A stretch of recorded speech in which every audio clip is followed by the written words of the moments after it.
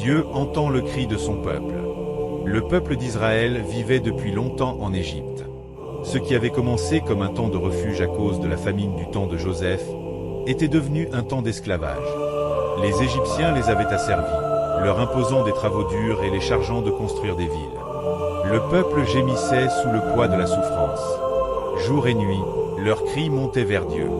Mais Dieu n'était pas indifférent. Il entendit le cri de son peuple. Il se souvint de son alliance avec Abraham, Isaac et Jacob. Il vit leur détresse et décida d'agir. Dans le silence du désert, il choisit un homme, Moïse. Moïse, autrefois élevé dans la maison de Pharaon, avait fui l'Égypte après avoir pris la défense d'un de ses frères hébreux. Il vivait paisiblement à Madian, gardant les troupeaux de son beau-père. C'est là, sur la montagne de Dieu, qu'il vit un buisson en feu qui ne se consumait pas. De ce buisson, Dieu l'appela par son nom et lui confia une mission, retourner en Égypte pour libérer son peuple. Moïse eut peur. Il douta de lui-même et dit qu'il ne savait pas parler. Mais Dieu lui promit d'être avec lui. Il lui donna son frère Aaron pour l'accompagner et lui révéla son nom. Je suis celui qui suis. Ce nom portait toute la puissance et la gloire de Dieu. Moïse retourna donc en Égypte et alla devant Pharaon pour lui dire « Laisse aller mon peuple, afin qu'il me serve. » Mais le cœur de Pharaon s'endurcit. Il refusa. Alors Dieu montra sa gloire à travers des signes et des jugements. L'eau du Nil fut changée en sang. Des grenouilles envahirent le pays. Puis vinrent les moucherons, les mouches, la peste, les ulcères, la grêle, les sauterelles et les ténèbres épaisses. Malgré tout cela, Pharaon refusait encore. Alors Dieu envoya le dernier fléau, la mort des premiers-nés d'Égypte. Mais Dieu protégea les Israélites. Il leur demanda de sacrifier un agneau sans défaut et de mettre le sang sur les poteaux de leur maison.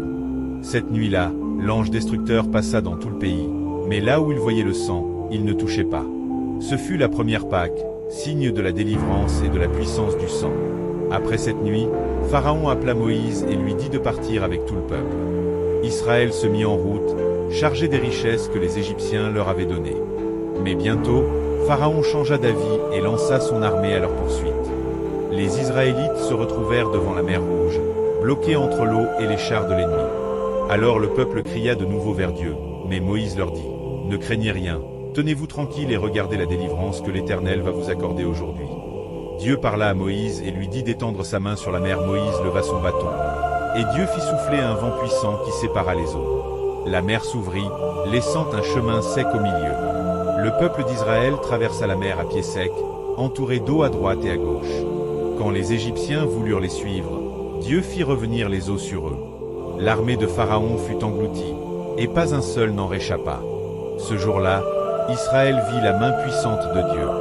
Le peuple reconnut que le Seigneur est Dieu, et ils chantèrent un cantique de victoire. Moïse et les enfants d'Israël élevèrent leur voix pour célébrer la gloire de Dieu. L'Éternel est ma force et le sujet de mes louanges, il m'a sauvé. Ainsi, Dieu montra à tout un peuple qu'il n'est pas un Dieu lointain, mais un Dieu vivant, fidèle et puissant. Il entend le cri de ceux qui souffrent, il se souvient de ses promesses, et il agit avec gloire pour délivrer ceux qui espèrent en lui.